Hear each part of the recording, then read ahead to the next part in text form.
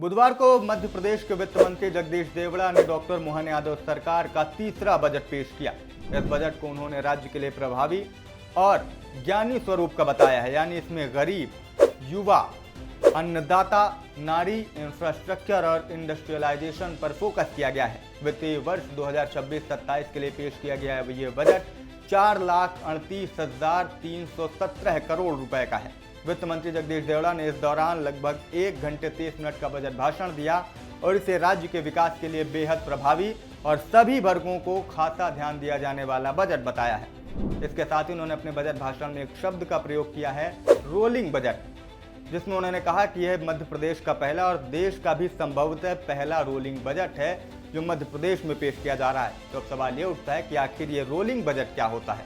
तो चलिए अब आपको इस वीडियो में बता देते हैं कि रोलिंग बजट क्या होता है। रोलिंग बजट एक ऐसी प्रणाली है जिस प्रणाली के अंतर्गत बजट को तैयार करने के बाद एक तय अवधि के बाद आगे की अवधि को भी बजट में जोड़ा जाता है। सरल शब्दों में कहा जाए तो बजट को एक बार बनाकर छोड़ नहीं दिया जाता, बल्कि लगातार उसे अपडेट किया जाता है। कैसे? उदाहरण के तौर पर समझिए कि अगर सरकार ने 2026-27, 27-28 और 28-29 का बजट पेश किया है, तो जब 2026-27 का समय अवधि निकल जाएगी तो वो बजट खत्म नहीं होगा, बल्कि उसमें से 26-27 वाले कॉलम को 26-27 वाले बजट को हटा दिया जाएगा और उसकी जगह पर आगे के यानी 3 साल बाद 29-30 के बजट को जोड़ दिया जाएगा। यानी एक तरीके से कहें तो इस प्रणाली के तहत बजट आने वाले 3 वर्षों के लिए हमेशा तैयार और अद्यतन रहता है। क्योंकि अगर सरकार ने पहले 2026-27, 27-28 और 28-29 यानी अगर 3 सालों का बजट बनाया, तो जब 26 और 27 वाले बजट की अवधि समाप्त हो जाएगी तो जो 27-28 और 28-29 है उसके साथ 29 और 30 का बजट जोड़ दिया जाएगा।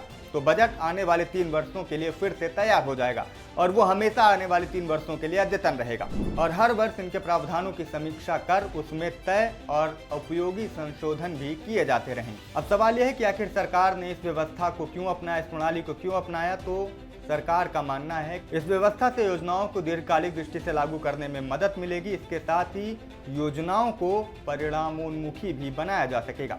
तो कुल मिलाकर रोलिंग बजट यही है कि आने वाले 3 वर्षों के लिए बजट हमेशा तैयार रहता है, उसे एक बार तैयार करके छोड़ नहीं दिया जा सकता, बल्कि उसमें समय के साथ अपडेट किया जाता है। पिछले वाले बजट सेशन के समाप्त होते ही उसमें अगले एक और साल का बजट जोड़ दिया जाता है।